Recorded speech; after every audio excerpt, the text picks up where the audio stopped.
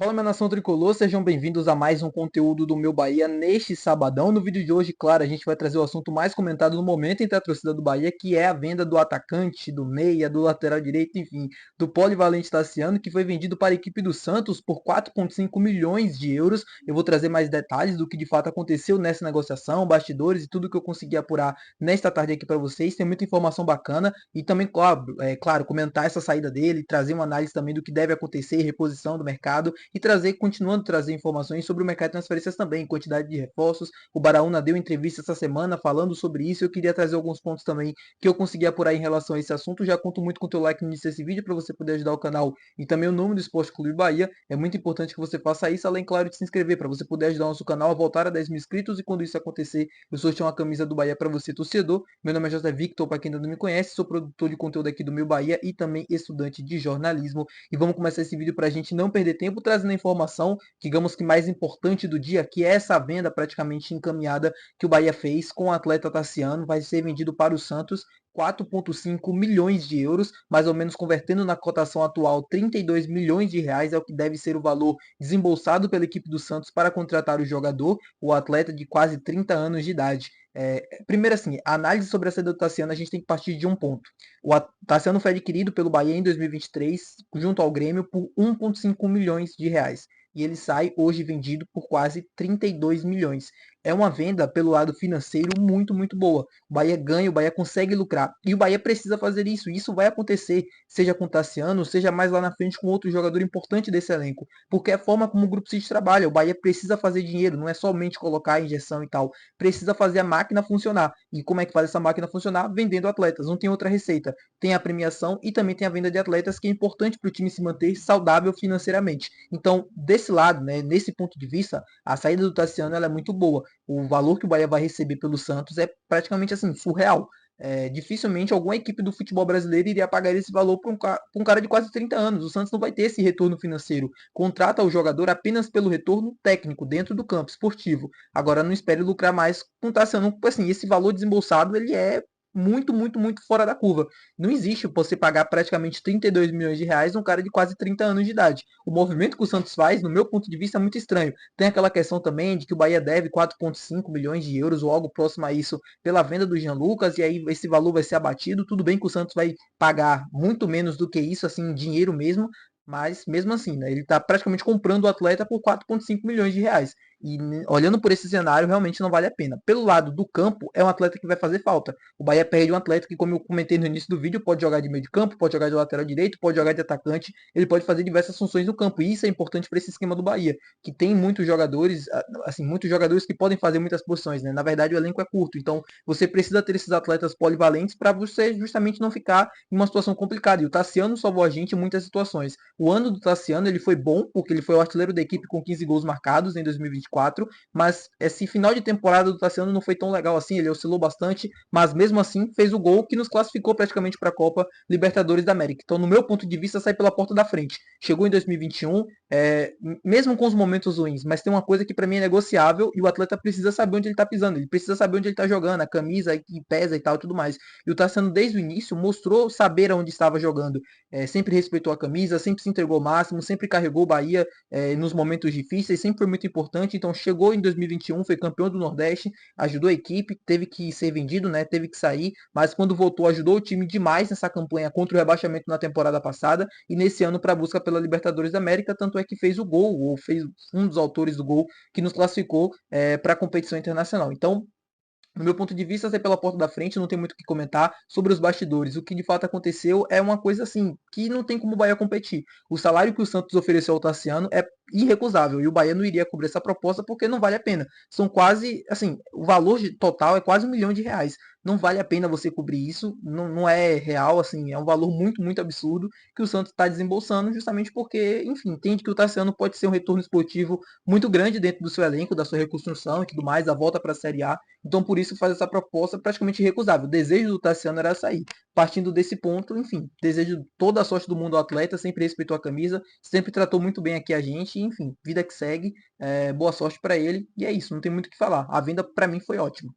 E agora essa saída do Tassiano, ela deixa uma lacuna muito grande dentro do elenco, né? Porque ele podia fazer várias posições.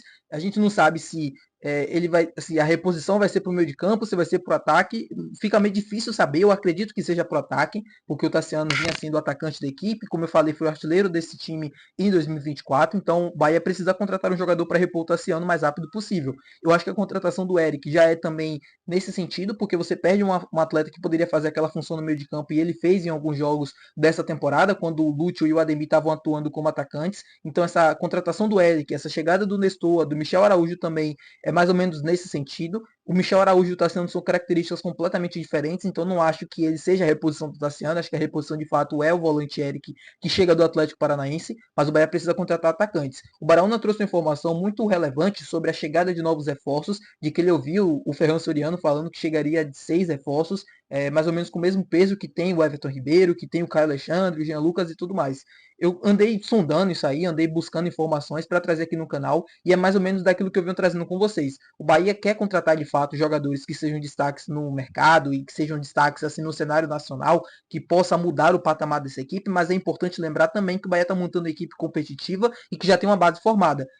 O Bahia quer montar uma equipe competitiva. Então, contratações como o Eric, como o Rodrigo Nestor, no entendimento do Cadu Santoro, mas da diretoria de futebol, são atletas que chegam para, de uma certa forma, mudar o patamar da equipe ou deixar o time cada vez mais forte, cada vez mais competitivo. Eu acho que a chegada do Eric ela é muito boa. A do Rodrigo Nestor, para mim, é uma incógnita. Se ele conseguir jogar o que jogou em 2023 e 2022 com o próprio Rogério Ceni, ele pode render muito. A chegada do Michel Araújo não me agrada tanto, mas, enfim, esperar jogar para a gente poder comentar melhor. E os outros jogadores que estão sendo noticiados, o Eric Puga, para mim, é uma jovem promessa que vem como uma tentativa mesmo de você lapidar o atleta e tal para poder fazer uma venda futura, como foi no caso do Tassiano. Então a gente ainda guarda esses reforços de pesos que devem chegar. O Bahia deve fazer de 6 a 8 contratações nessa primeira janela. Vai ser a primeira janela que o Bahia vai investir forte, vai investir pesado, porque no meio do ano serão somente correções. O Bahia não deve fazer nenhuma contratação de grande impacto no meio da temporada, só se entender muito que precisa daquilo, como foi em 2023, com o time brigando pelo rebaixamento. Em 2024, a gente viu que o time estava muito bem ali na segunda metade do Campeonato Brasileiro, no início. A segunda metade é complicado, né? Vamos dizer assim, no início do Campeonato Brasileiro estava muito bem. E quando abriu a janela, o time fez apenas uma contratação naquele período, que foi o Luciano Rodrigues. E isso pode acontecer de novo em 2025, se no entendimento as coisas estiverem ocorrendo tudo bem, como foi em 2024. Claro que com algumas correções, claro que pode chegar a 2, 3 reforços, mas o Bahia não deve investir pesado. Então é importante nesse momento o Bahia se reforçar pesado, como é programado para agora. A chegada de um goleiro, a chegada de um zagueiro, provavelmente agora com essa saída do Tassiano, a chegada de mais um atacante. Todas essas contratações com impacto para serem titulares ou no entendimento da diretoria que chegam com esse objetivo.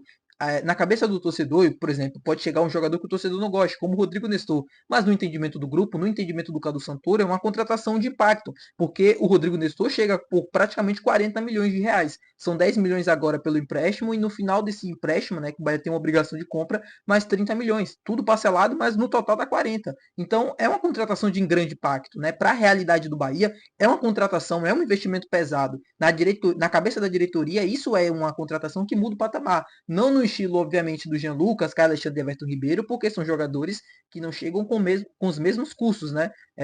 E não somente isso, mas dentro do retorno, dentro do campo, não acho que seja também no mesmo patamar. Mas na diretoria, na cabeça da diretoria, isso pode estar acontecendo. Então, de fato, essa informação do Baraúna, ela não está errada. De fato, o Ferran Soriano afirmou isso e a diretoria trabalha justamente para trazer esses jogadores que o torcedor tanto espera. Podem ser nomes que não agradem tanto, mas são nomes que o Bahia está observando no mercado para tentar trazer. Muitos da temporada passada foram oportunidades de mercado, o que está complicado nessa janela de agora, porque além do mercado estar muito inflacionado, você não consegue ter tantas oportunidades assim, mas me agrada pelo menos a tentativa de buscar o Everson, que era uma contratação de grande impacto. A contratação do goleiro para a temporada que vem vai ser nesse sentido, vai ser um goleiro de impacto. Isso eu posso afirmar para vocês. Pode não ser o que a maioria goste, pode não ser aquilo que todo mundo espera, mas que vai ser um goleiro que chegue para ser titular, ou com esse status pelo menos, isso vai acontecer. Tá bom, meu povo? A chegada de mais zagueiro, atacante, tudo nesse patamar. Então, quando eu falo assim, calma, não precisa ficar nervoso, não precisa ficar agoniado aqui e tal,